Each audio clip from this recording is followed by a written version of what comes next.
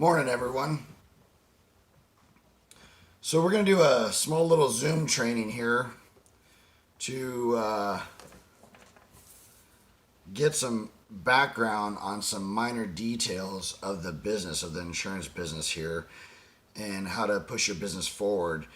There's a lot of stuff we cover, a lot of training, but I want to hit some of the fine tuning on how to direct your business with certain aspects of the clients, like certain questions they may have, certain ways that I position products. I sent a text message out to everyone, what kind of questions would you like answered, and I got a pretty good list back, so I'm going to cover a bunch of this on the Zoom training today. First one I want to cover is stories. There's quite a, I would say, passion, maybe not passion, but purpose in telling stories in a house. It brings out the emotion when people are hearing about stories that we have. So, for example, I tell a story and I build myself up at the same time, because stories and building yourself up are very important when you're in the house. So I tell a story about my grandfather. I mean, I started this about 10 years ago, and my grandfather got dementia. They lived out in Tri-Cities at the time. They had about $200,000 put aside. He got dementia. They went to the state for help. State said, sorry, you still have $200,000. Like, you need to go through the spend down process. So they went through the spend down. They spent through 200, they brought him into his house. They put a medical bed right in the living room for him. They had to close off the living room with shutters and lock him in because he was trying to get out at night. So they spent $200,000 on his care. And then in 2 years, he got sick, went to the hospital. He charged up an $80,000 bill, and my grandmother had to pay that back. So they took all of her Social Security, all of her retirement, and gave her $63 a month. So she had to move out of her place, sell her house, go through the whole spend down. Once she got $63 a month, she had to move up to Canada with my mom, because who can live on $63? My mom had to take care of my grandmother. And then a year after that, she ended up passing away from all the stress. So this is a good story that I tell in the house on how I get started in the business. But I try and use quite a few stories in the house, at least 3 stories, because it makes it relatable, it makes the client understand why we're doing this. I tell a story about how I have a buddy who was 27 years old. I was having a bad day, so I went out to see him. I just told him, like, hey Pete, you're 27 years old. You're 27 years old. You just bought a house. You just got married, and you're having a kid on the way. Let's put some kind of policy in place. So I put a $100,000 policy in place. It was like $17 a month. For me, I just had to write something for that day. And it was a selfish reason, but that's why I was going out to do it, was to write something. Well, when I went to deliver the policy, I delivered the policy on Friday. He got into a head-on collision on Saturday. He had an F-350, a newer truck, and an F-150, like an 84. Drunk driver hit him head-on. He died on Sunday. He should have had more coverage, but at least I had put something in place, and it was for a selfish reason, but I was able to help cover the wife with at least $100,000 of coverage. I mean, who would have expected a 27-year-old would have passed away? So the reason stories are so important is because it makes you relatable. And a lot of folks, when they start this business, they don't have stories like that. So that's why it's so important to get on these morning phone calls at 8 a.m. Pacific time. We have a Monday through Friday for about a half an hour, but you hear the stories of other people, because you can use a story is a story. It doesn't matter whether it's yours or someone else's. As long as you're using stories, it brings out compassion and relatability, and clients will feel that emotion. So make sure you guys are using stories when you're in a house. The second part is to build up yourself. I've been into a lot of houses lately where I'm with an agent and they jump right into the presentation, probably because they're maybe a little nervous that I'm sitting there with them, and I get that. But you want to be building yourself up. One, so they have a reason to work with you, and not go to their broker, because you could have a great idea, but why don't they just go to their broker? Well, that's why you build yourself up. And I tell them, like, look, man, I have 10 years worth of experience. I have 3,000 folks that I work with, and my area is from like Salem to Tacoma. But I don't like traffic in Portland, so I stay out of Portland. My area is really like from Longview to Centralia, and that's kind of the region that I stay in. And so I told him, like, I don't really need to come out and just write another policy. So my goal here is really to figure out what companies you qualify for, make sure it fits in the budget, because that's important, right? And then, show you, make sure it's a policy that you understand what you're getting. And then I explained to him, like, look, I have quite a few folks that work in the business with me. I'm president of Family First Life Evergreen State, and I usually have my logo on my shirt. And I say, I work locally in this area, so I'll be the one taking care of all the claim paperwork. I'll be taking care of all the service. And I tell them, a lot of folks can come out here and write a business. A good agent will come out here and write business for you. A great agent will be there when you need it. I'll take care of all the claim paperwork. I have about a client a month that passes away. I have an admin that helps me with my claim paperwork.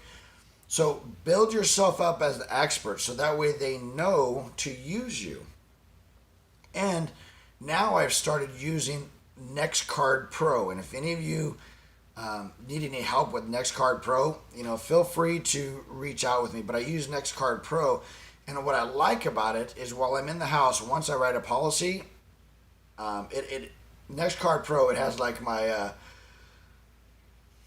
it has a bunch about me. It's like a website. It has my picture, my address, my phone number, email, text message, but I send it over to them in a text message. I have them bring it up, and then I take that and I put it on their front screen of their phone. So now they know on their front screen, anytime they need me, all they got to do is hit it. My stuff pops up, all my information. They can either call me, message, or email. So make sure you're using stories and building yourself up as an expert. Okay, so yesterday I ran into another situation where I was sitting with a client, and she started coming up with the objection, like, well, maybe I should think about it. I don't know if it's maybe I just saw it in her eyes or whatnot, but I know it's because we hadn't built up enough value in ourselves as the experts. So it was coming to the question where she wanted to say, well, maybe we should look around a little bit and see what other options there are. So I tried to nip that in the butt before it even got to that point. So here's what I do. I have a brochure here. Let me pull it up. Okay. This brochure, I pulled it out right away and passed it over. And I said, hey, Mary, these are all the companies we work with. See, we work with Mutual of Omaha, Americo, AIG. All these companies are designed for specific situations. So here's why we're going with Americo. We're going with Americo Final Expense because they don't ding you for smoking rates. Like Mutual of Omaha, great company if you're a non-smoker. Royal Neighbors, a great company if you have neuropathy. Each one is designed for a little different thing, but our job is to figure out which company has the best rates for you, and Americo will have the best rates for you. So it kind of hit her question there about wanting to look around. And then I need her to understand that this is not set in stone. Like I'm not going to use the excuse of, hey, we need to see if we can get you qualified. Because a lot of folks will do that. They will try and get you qualified. I mean, they will want you to get qualified, but as soon as you do, they'll be like, nope, we're not going to take it. We changed our mind and stuff. So I want them to make a decision in the house, but the decision I want them to make in the house is moving forward, not whether they... I don't want them to feel like it's an exact decision on their benefits, because some folks may feel like, well, I don't know if this is the right benefit for me. I don't know if I need more coverage, if I need less coverage, and if you give them too much information, they don't have enough information to make a good decision, and they won't decide on anything. So the decision I want them to make is to move forward. But on what they move forward, they have plenty of time to think about this. So I tell them, like, look, this is not set in stone, Mary. This can be changed at any time. So we're going to put an application in. we're going to submit this to see if we can get an approval. But here's the thing: in about the next week to 2 weeks, here's what I want you to think about: is this enough coverage for you? Do you want more coverage? Do you want less coverage? And we'll come back out and talk about this and make sure that this is the right coverage for you, for your situation. But here's what I know: we do need a starting point. We need a direction ahead, and we can always increase this in the future. We can always increase this. Yeah, we can always increase it. Sorry, I got a question here. Would you say that before the appointment, Anthony? If you're on there, I'm not sure what you mean. Can you text out a little more? Got a little confused on that one. But so yeah, we want a direction ahead. So let's head in this direction, and we'll see if we can get your approval. Is that fair? And I always ask them that. Is that fair? I want a yes, because that's like a trial close. Okay. Let's talk about Reliashield. So a lot of folks don't work with Reliashield, but I have another card right here. So after I'm done with the meeting, I already write it up. I tell them, I say, hey, look, because you put a policy in place, let's talk about Reliashield. So Reliashield, they will cover you up to $1 million for identity theft and credit monitoring. Have you ever looked into it? They're like, yeah, no, whatever. Okay. It's kind of like LifeLock. LifeLock pays, what, $25 to $30 a month. Sometimes you get a little cheaper depending on what you do. Anyways, because you have a policy, they will give it to you for $7 per person. And it'll cover you up to $1 million. And I show them this, the different plans, and what it covers. And most of the time they're like, yeah, let's do that. And it's a 5-minute application, if not less. You just jump online, pop it in. It's like $7 for one person, $14 for two people. Added benefit. Okay. I had a question today about Social Security. Social Security number. So that's one of those specific questions about if someone's touchy about their Social Security number. Not a whole lot we can do about it. I just tell them, look, here's my business card. Here's my driver's license. Take a picture of it. If anything happens, there's an insurance website that has all my information on there. Like, nothing's going to happen with this, not from my point. And try and get them to move forward. Another random question is weight chart. I just keep the weight charts on me for, I keep the weight charts on me so that way I can go to the company and figure out what the weight charts are. And on all the final expense policies, so, give an example here. I keep the questions laminated. So this is for Prosperity. This is for Eagle Premier.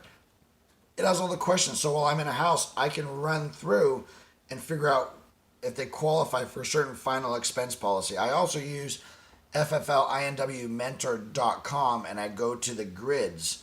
There's a final expense grid and a mortgage protection grid at the bottom. So this is the stuff I use. So generally speaking, though, I start with Americo, because Americo online application, you get an instant approval.